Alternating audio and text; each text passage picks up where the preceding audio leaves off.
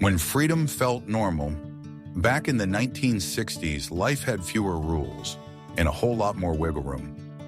We didn't think of it as breaking the law, because it wasn't. From riding in truck beds to lighting fireworks that could take off your hand, it was just part of growing up. No helmets, no warnings, no fuss. But over the decades, what once felt ordinary slowly became outlawed. Let's look back at 13 things we all did without a second thought. Things that today, you'd need a lawyer just to explain.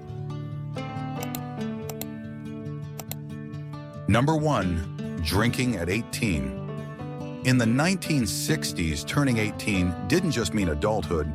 It meant you could grab a beer without anyone batting an eye. High school seniors would head to the local tavern after class, order a drink, and toast to growing up. In some states, the drinking age was even lower for beer and wine. Nobody asked for IDs if you looked the part. Parents didn't panic, and bartenders didn't worry. It wasn't until the 1980s, when the federal government tied highway funds to the drinking age, that things changed. But back then, a beer at 18 wasn't illegal, it was tradition. Number 2, bringing guns to school. Hard to imagine now, but in the 1960s, a rifle in the school parking lot didn't raise alarms. It just meant hunting season was in.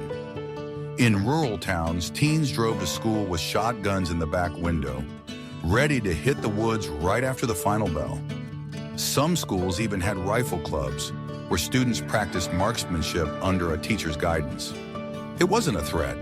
It was a hobby. Teachers didn't flinch, and no one called the cops.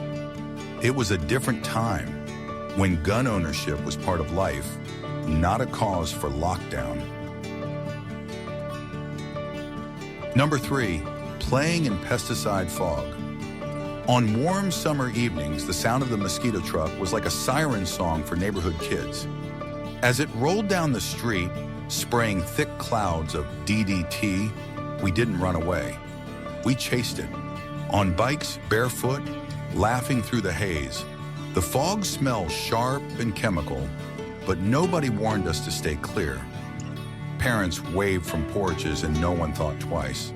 It wasn't until years later that scientists linked DDT to serious health risks.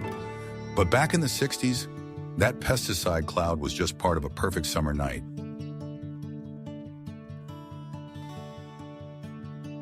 Number 4, fireworks like dynamite. Fireworks in the 1960s weren't just loud, they were borderline explosives. Cherry bombs, M80s, silver salutes.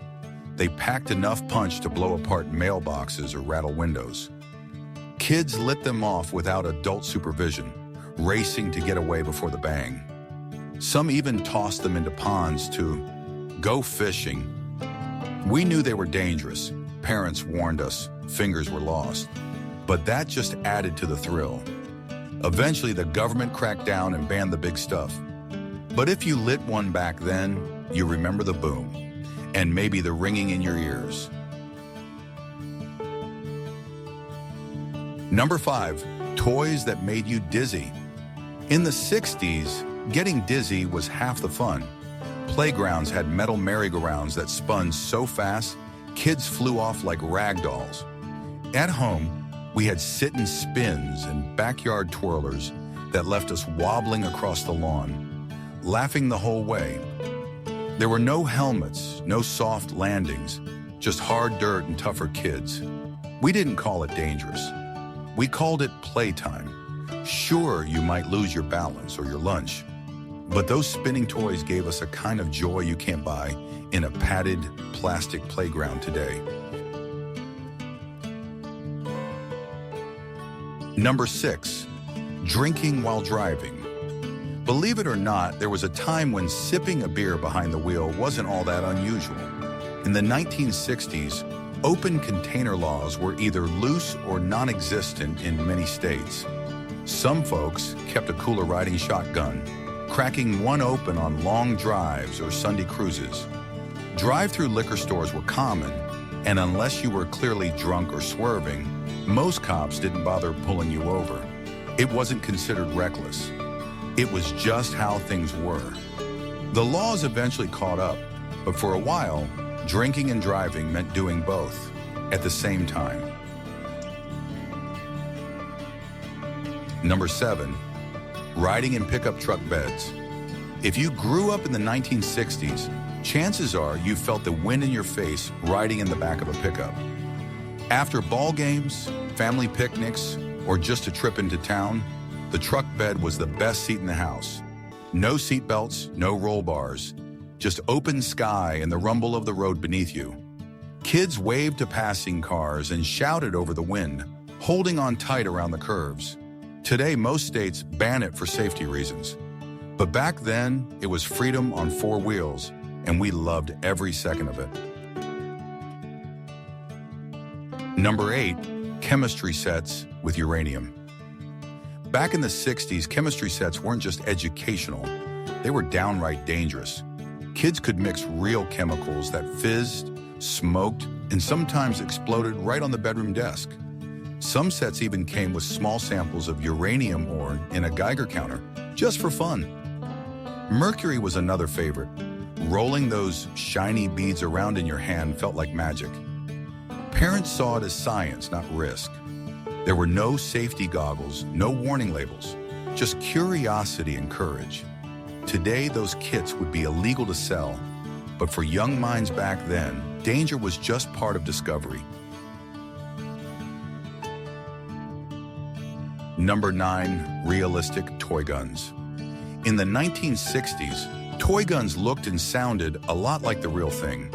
Cap guns snapped with loud pops and let off a puff of smoke, while toy rifles came in wood grain with working triggers. Kids played cops and robbers or cowboys and Indians in the street. No orange tips, no bright colors, just pure imagination. No one panicked when a kid pointed a plastic Colt 45 at his buddy. It was all part of the game. Today, those toys are heavily regulated or banned, but back then, a toy gun wasn't a threat. It was just Saturday afternoon. Number 10, cribs that killed babies. For decades, drop-side cribs were a staple in American homes. With one side that slid down, they made it easier for parents to pick up a sleeping baby without waking them. But what seemed convenient turned out to be deadly. The sliding rails could detach or create gaps, trapping tiny heads or limbs. At the time, no one questioned the design. It was in every nursery, hospital, and daycare. It took dozens of tragic accidents and years of recalls before the government finally banned them in 2011.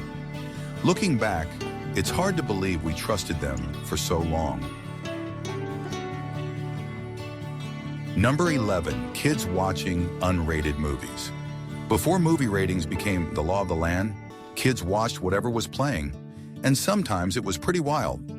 In the late 60s, films were pushing boundaries with violence, language, and adult themes. Without a clear rating system, it was up to theater owners, or nobody at all, to decide who could buy a ticket. Movies like Bonnie and Clyde or Rosemary's Baby were seen by wide-eyed youngsters who had no idea what they were walking into. Parents didn't know, and no one checked IDs. Back then, the silver screen didn't hold back, and neither did we. Number 12, glass soda bottles that shattered.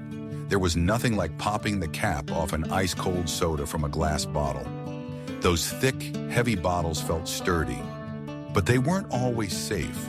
Pull one from a jammed vending machine too hard and it might crack or explode right in your hand. Kids collected empties to get the deposit back, often hauling around bags of glass without a second thought. Cuts and scrapes were part of the deal. Eventually, soda companies switched to plastic and aluminum, not just for safety, but because they were cheaper. Still, nothing today tastes quite like soda from a glass bottle. Number 13, burning trash in the backyard. Before weekly pickups and strict waste laws, getting rid of trash was a do-it-yourself job. Most families had a metal barrel out back where they burned newspapers, food wrappers, and just about anything else that would catch fire. The smell of burning paper was common in the air, especially on weekends. Kids tossed things in like it was a game, and no one worried much about the smoke or sparks. Over time, burn bans and pollution concerns brought an end to the backyard blaze. But for many of us, that old burn barrel was just part of keeping the yard clean. When rules were fewer and life felt bigger. The 1960s gave us freedom with fewer fences, when common sense guided more than warning signs. Some of it was risky, sure, but most of it was just life as we knew it. If you remember those days, you remember the feeling, unfiltered, unregulated, and unforgettable. Thanks for coming along on the ride.